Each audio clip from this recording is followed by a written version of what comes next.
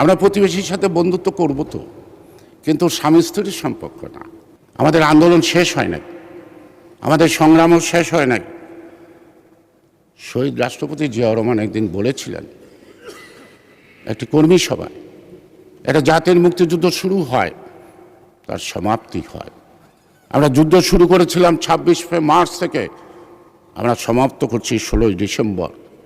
কিন্তু জাতির মুক্তি এখনো আসি নাই। এই জাতির মুক্তি আসবে যতদিন দেশ আছে, যতদিন জাতি আছে। প্রেক্ষাপটের পরিবর্তন হবে, জলবায়ুর পরিবর্তন হবে, রাজনৈতিক ভাবনার পরিবর্তন হবে, নতুন প্রজন্মের নতুন নতুন আকাঙ্ক্ষার সৃষ্টি হবে। সেই আকাঙ্ক্ষাকে আমাদেরকে অ্যাড্রেস করতে হবে অতীতের অভিজ্ঞতার আলোকে। আমরা অতীত থেকে বর্তমান আছি, বর্তমান থেকে ভবিষ্যতে যাব। আমরা অতীতকে ভুলেও থাকবো না, আবার অতীতকে আঁকড়েও থাকতে পারবো না।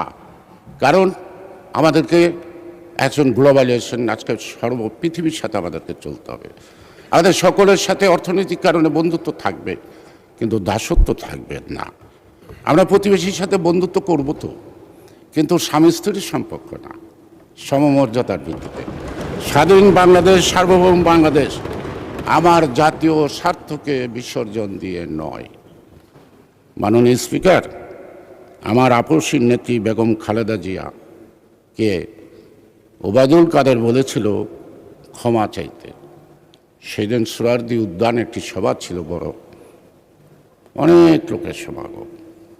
আমি সেদিন উচ্চকণ্ঠে বলেছিলাম ওবায়দুল কাদেরকে, বেগম খালেদা জিয়া ক্ষমা চাইবে এমন মানুষ বাংলাদেশে নাই যার কাছে ক্ষমা চাইতে পারে। আমি আমার নেত্রীকে উদ্দেশ্য করে বলছিলাম, ম্যাডাম, বাংলাদেশের মানুষ এতদিন জানতো আপনি আপসহীন, বাংলাদেশের মানুষ এখন জানে আপনি mother of democracy. As a mother of democracy you should not compromise at the cost of democracy. সুতরাং আমার নেত্রী বেগম খালেদা জিয়া গণতন্ত্রের সাথে আপোষ করেন নাই।